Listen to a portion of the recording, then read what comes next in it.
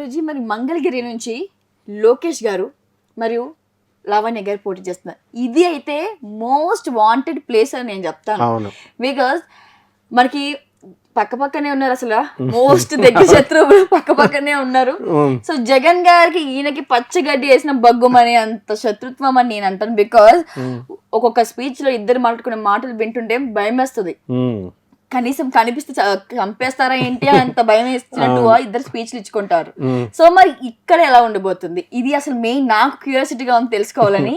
So మరి ఇక్కడ నుంచి మంగళగిరి నుంచి పోటీ చేసేది ఇద్దరు కాబట్టి గెలిపి ఎవరిది? జగన్ గారు లోకేష్ గారు వాళ్ళిద్దరు మాటల్లో కొట్టుకుంటుంటే నువ్వు భయపడిపోయినట్టు జనం అంతా భయపడిపోతారు, కానీ వాళ్ళిద్దరు చాలా బెస్ట్ ఫ్రెండ్స్. వాళ్ళు both studied in foreign universities and strategy same. Rajasekhar Reddy గారు సీఎంగానే వివిధ మినిస్టర్లుగా ఎమ్మెల్యేలుగా చిన్నప్పటి నుంచి ఆయన చేసుకుంటూ వస్తుంటే, చిన్నప్పటి నుంచి జగన్ గారు ఎమ్మెల్యే అయినప్పటి నుంచి మా రాజశేఖర రెడ్డి గారి దగ్గర పెరిగారు. ఆయన కుమారుడిగా రాజకీయాన్ని సంతరించుకున్నారు. అండ్ పాపం లోకేష్ గారిని పప్పు అని ఏడిపిస్తూ ఉంటారు మామూలుగా, కానీ he is more intelligent than Chandrababu Naidu. And blood, ఎందుకంటే చిన్నప్పటి నుంచి కూడా చంద్రబాబు నాయుడు రాజకీయ ఎత్తులు, చాణక్య నీతి అంతా కూడా ఆయన ఇంట్లో పుట్టి ఆయన క్లోజ్ గా అబ్జర్వ్ చేసి పెరిగిన వాళ్ళు వీళ్ళిద్దరు. సో ఫ్యూచర్ లో వీళ్ళిద్దరికే ఉంటుందన్నమాట పోటీ. కాబట్టి ఒకళ్ళొకళ్ళు బ్యాట్ చేసుకోవాలా, ఒకళ్ళొకళ్ళు రైవలరీ ఉంటుంది. కాబట్టి పొలిటికల్ వరకు పొలిటికల్ స్ట్రాటజీ వరకే అట్లా అనుకుంటారు. But they are good friends and they don't have any enmity. ఈ పప్పు అనే ట్యాగ్ నాకు తెలిసి ఈ సంవత్సరం అది మొత్తానికి పోయింది. ఎందుకంటే ఈ యువగలం ఎప్పుడైతే పెట్టారో ఆయన మాట్లాడిన తీరు, ఆయన పెడుతున్న మేనిఫెస్టోలు గానీ, లేదంటే తర్వాత ఆయన అధికారంలోకి వచ్చిన తర్వాత చేయబోయే సంక్షేమాల గురించి కానీ ఆయన చెప్పిన ఆ తీరుని చూస్తే ఆయనకి ఆ ట్యాగ్ అసలు సెట్ కాదని జనాలు అయితే వచ్చేసారు. మనము ఇదే ఛానల్లో మనము ఆయన మెచ్యూర్డ్ పొలిటీషియన్, ఆయన చదువుకున్నది మంచి యూనివర్సిటీస్ లో, ఫారిన్ యూనివర్సిటీస్ లో చదువుకొచ్చారు. హీఈస్ నాట్ పప్పు అని మనం ఎప్పటి నుంచో మనం చెప్పుకుంటూ వచ్చాం. ఎందుకనంటే ఇప్పుడు Jagan garu he is an Hyderabad public student, school student. ఈయన కూడా స్టాన్ఫర్డ్ యూనివర్సిటీ, వివిధ యూనివర్సిటీస్ లో చదువుకొని వచ్చినటువంటి వ్యక్తి. కాబట్టి వాళ్ళకి ఎలా ఉంటుందంటే కేంబ్రిడ్జ్ యూనివర్సిటీస్, ఎంఐటి, ఈ స్టాన్ఫర్డ్ యూనివర్సిటీస్ ఇలాంటి, ఇప్పుడు జగన్ గారి పిల్లలు కూడా అక్కడ చదువుతున్నారు. And they are very bright. Jagan గారి కూతురు ఉంది ఇప్పుడు, ఆమె మెరిట్ లో సెలెక్ట్ అయింది. ఒక జగన్ కూతురుగా ఆమెకు సీట్ సంపాదించుకోవాలి, ఇద్దరు కూతుర్లు కూడా. అలాగే మన లోకేష్ కూడా ఏదో సత్యం రామలింగరాజు గారు వాళ్ళు వచ్చారు, ఫండింగ్ చేశారు, అది ఇది అన్నారు. ఇప్పుడు ఉన్నటువంటి విదేశాలకు వెళ్తున్న వాళ్ళందరికీ ఫండింగ్ చేయట్లేదా, గవర్నమెంట్ స్కాలర్షిప్స్ రావట్లేదా? ఇవన్నీ అపోహలు అనమాట. అలాగే ఈయనకి వాగ్దాటి లేదు, లేకపోతే తెలుగు రాదు. తెలుగు ఇంగ్లీష్ మీడియం స్కూల్స్ లో చదివిన వాళ్ళకి తెలుగు కొంచెం వెంటనే క్యాచీ కాదు తెలుగు సబ్జెక్టు. అందువలన అంత మాత్రాన ఆయనేమో పాస్టర్లా మాట్లాడుతున్నారు అలా అంటూ ఉంటారు. ఇప్పుడు నేను కూడా మాట్లాడినప్పుడు ఏదైనా కూడా అనుభవం వస్తుంటేనే వస్తుంది. మెచ్యూర్డ్ లీడర్ అయిపోయాడు ఆయన. ఇప్పుడు సీనియారిటీ వచ్చేసింది, ఇంకా పార్టీని నడుపుతున్నాడు కాబట్టి ఫ్యూచర్ లో ఆయనే నడిపేది. మరి చక్కగా ఆయన జగన్ గారికి చిన్న క్వశ్చన్ యాడ్ అయింది. సో ఇన్ ఫ్యూచర్ మనం ఈయన సీఎం ప్లేస్ లో చూడొచ్చా? డెఫినెట్ గా చూడొచ్చు. ఎందుకు చూడలేము? ఇప్పుడు డౌట్ లేకుండా అప్పుడు పాపం జగన్ గారు సోనియా గాంధీని అడిగారు, చేశారన్నారు, ఆమె ఇవ్వలేదు పోస్ట్ అన్నారు వీళ్ళంతా. సో ఎంత త్యాగం చేసి ఆయన 18 నెలలు జైల్లో పెట్టినా సరే ప్రజల్లోకి వచ్చి పోరాడి గెలుపుతోనే సక్సెస్. కార్యము ఎప్పుడు కూడా ధైర్య సాహసే లక్ష్మి అన్నారు. లక్ష్మి అంటే డబ్బు కాదు, విజయం. ఆ పోరాట పటిమ ఉన్న మనగాళ్ళు అనమాట వీళ్ళు. కాబట్టి అందువలన స్ఫూర్తి వాళ్ళు యువతకి. ఫైట్ చేస్తేనే వస్తుందిరా, ఇంట్లో పడుకొని కలల కంటే డే డ్రీమ్ చేస్తే రాదు అని చెప్పేటటువంటి మహాయోధులు వీళ్ళు. ఒక కర్ణుడిగా, ఒక అర్జునుడిగా, ఒక భీష్ముడిగా, ఒక ద్రోణాచార్యుడు లాంటి వాళ్ళు. కాబట్టి మనము అంతా కూడా అక్కడే కదా. కాబట్టి వీళ్ళు కూడా లోకేష్ లో విషయంలో వచ్చేసరికి ఫుల్ మెచ్యూరిటీ వచ్చేసింది ఆయనకి. అండ్ ఎలా ఎక్స్ప్లోర్ చేయాలి సబ్జెక్ట్ ని, ఎలా ప్రొజెక్ట్ చేయాలి, ఎలాగైతే తాను ఇంప్రెస్ చేసుకోవాలి ప్రజల్ని, ఇవన్నీ కూడా జగన్ గారిని చూసి నేర్చుకున్నాడు.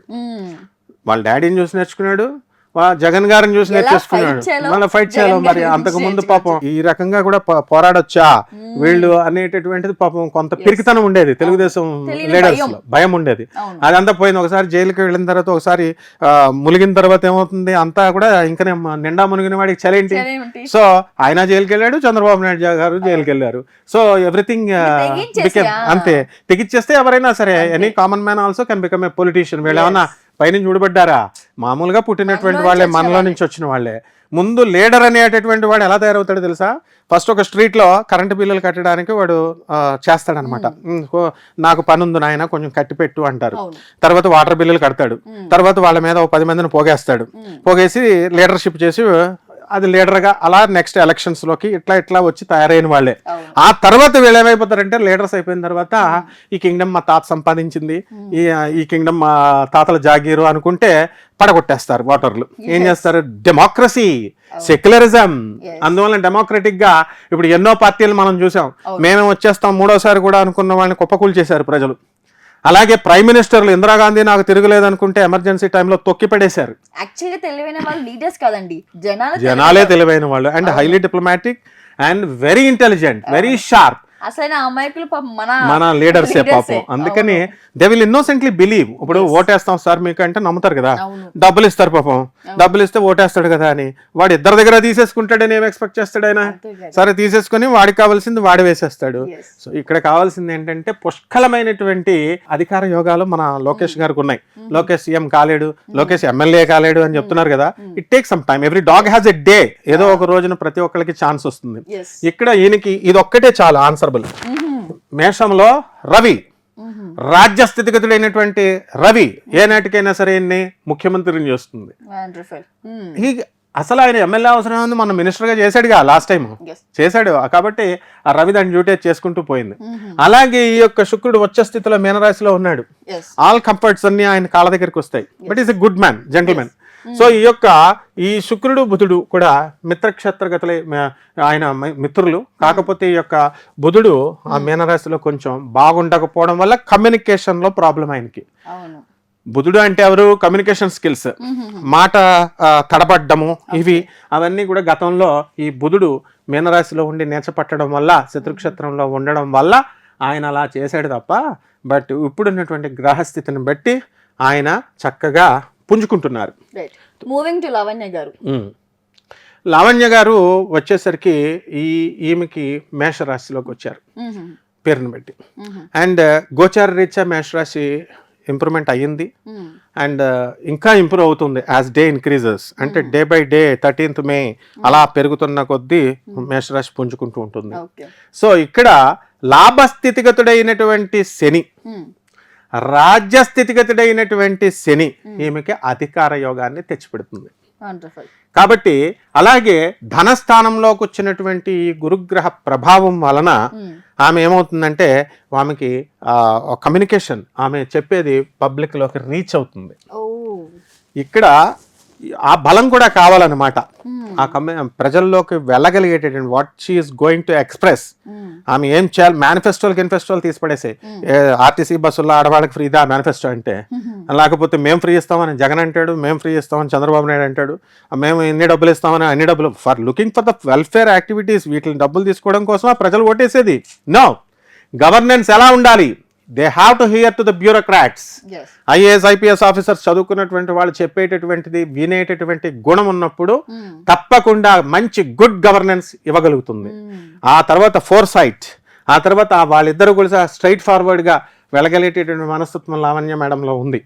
కాబట్టి న్యాచురల్ గా స్త్రీ కాబట్టి అండ్ రూలింగ్ పార్టీలో ఉన్నారు కాబట్టి ఆమె ఖచ్చితంగా ఆధిపత్యం రావడానికి అవకాశాలు ఉన్నాయి. ఇంకా కొంచెం మనకి లోకేష్ గారికి ఇంకా పుంజుకుంటుంది. And definitely one day he will definitely he will decide the government.